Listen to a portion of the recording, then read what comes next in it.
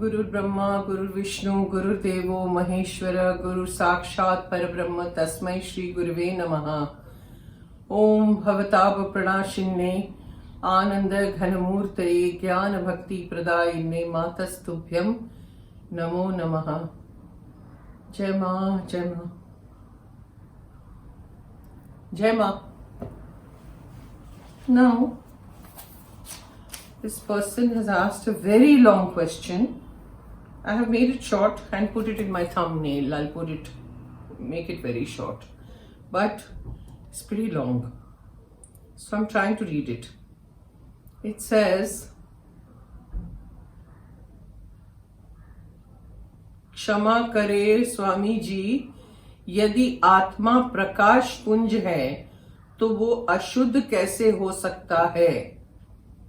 अशुद्ध नहीं है। आपने एक बार एग्जाम्पल देते हुए कहा था कि परमात्मा विशाल अग्नि प्रकाश की तरह है और आत्माएं उस अग्नि से अलग हुए स्पार्क्स की तरह है। तो जो फॉर्म ऑफ लाइट है आत्मा, वो कैसे गुण और दोष वाला हो सकता है? कहीं ये हमारे जो 3 शरीर में से एक होता है सूक्ष्म शरीर, वो तो नहीं जो मृत्यु उपरांत आत्मा के साथ साथ निकलता है और 5 इंद्रियां, संस्कार, कर्म, वासनाएं जैसी कुछ चीजों का बहुत सटल फॉर्म अपने साथ ले जाता है और दूसरे शरीर में प्रविष्ट करता है। ये प्रक्रिया युगों से चलता आ रहा है और सेल्फ रियलाइजेशन या फिर गॉड रियलाइजेशन होने पर ही जाके खत्म होता है। कहीं ऐसा तो नहीं है। आत्मा तो ever pure ever blissful entity है, इसीलिए आत्मा बोध या सेल्फ रियलाइजेशन कहा गया है। यदि आत्मा भी इम्प्योर हो सकती है तो फिर इसको रियलाइज करने के लिए इतनी मेहनत जीव क्यों करे? किसी इम्प्योर चीज को कोई स्पिरिचुअल सीकर रियलाइज करना क्यों चाहेगा? या फिर इसी सूक्ष्म शरीर को क्या आत्मा कहा गया है? स्वामी जी, जो अभी एनलाइटेंड ना होने की वजह से इम्प्योर स्टेट पे है और जब एनलाइटेंड होगा समडे तो परमात्मा में मिल जाएगा। कृपया मेरे प्रश्नों से इरिटेट ना होके मेरी हेल्प करें स्वामी जी, धन्यवाद। Wow, you saw the question. So I have made it very short. What I have written is, if Atma is pure light, then how can it be impure? If it is, then why should the Jeev work hard to realize it?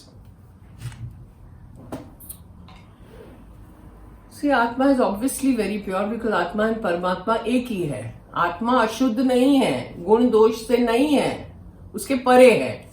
पर जब भगवान हमको नीचे भेजते हैं और हम जीव आत्मा बनते हैं in the physical world, she has given us avarans, the emotional, the mental, the physical, right, which I have discussed earlier. And she says, I'm giving you all this so that you feel protected.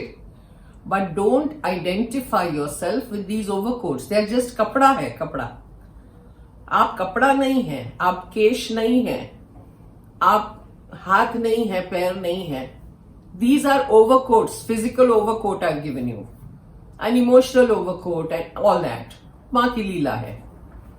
तो आप नीचे जाओ, 7 plane उतर के नीचे जाओ and experience everything, because right now you are fragmented. क्योंकि मेरे में से स्पार्क्स निकले हैं ना, जो मैं आपको पूर्ण करना चाहती हूँ। तो आप नीचे जाके सब एक्सपीरियंस करके, सब अनुभव लेके उसको छोड़ दो। अनुभव हो गया, अब उसको निकाल दो सारे अनुभव, साक्षी भाव रहो। और वो जीव आत्मा धीरे धीरे साक्षी भाव बन के आत्मा में लीन हो जाएगी। Then you will become the pure atma, because atma is always pure. Gita में आपने पढ़ा होगा ना वो जलता है, ना मरता है, ना अग्नि उसको लगती है, ना बारिश लगती है, ना कुछ लगता है, right? It is always there, it never dies.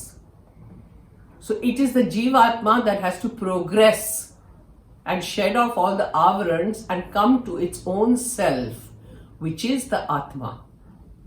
And Atma is Paramatma. Then you become one with God. Then you become Purna like God. That is what Bhagwan has sent us down to do.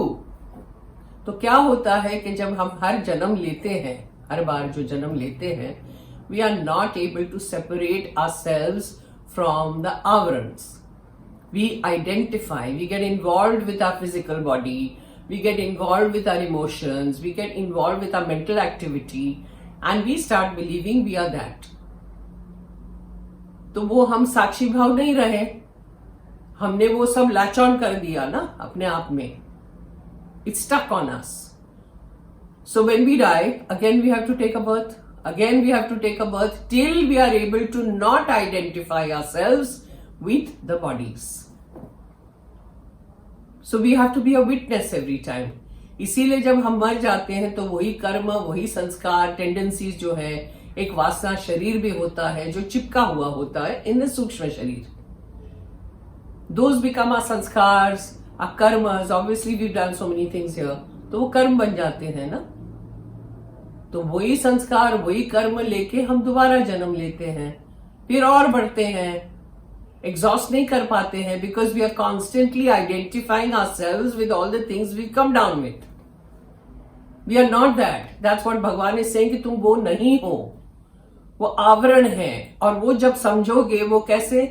तपस्या, साधना. इसीलिए तो लोग करते हैं नेति नेति, I am not this, I am not this, I am not here for this, I am not here for this. I am my pure self and I want to come to myself. भक्ति में भी तो वही होता है, ज्ञान में भी तो वही होता है कि we are here to shed off all that and just witness everything, the drama going around in our lives. It's very difficult because at every step we are involved with something or the other, and that is the ghor tapasya. That is the exercise Bhagwan has given us कि इसको हटाओ. And जिस दिन हम लोग समझे कि नहीं, हम लोग ये नहीं है, छूट गए. The day we realise, then we are self realised and we go. So जीव क्यों इतनी मेहनत करे? You are asking. If it is so that the आत्मा is pure light and if it is impure, how can it be impure? If it is pure light, how can it be impure? तो you are saying कि जीव इतनी मेहनत क्यों करे to realise? तो वही तो करना है. आत्मा इम्प्योर नहीं है, जीवात्मा इज इम्प्योर. सो जीवात्मा अपने आप को प्योर बनाने के लिए साधना करता है to come to its own self, which is the आत्मा. Okay, am I clear? जय मां. ओम भवताप प्रणाशिन्ने आनंद घनमूर्तये ज्ञान भक्ति प्रदायिने मातस्तुभ्यं नमो नमः. जय मां. जय मां.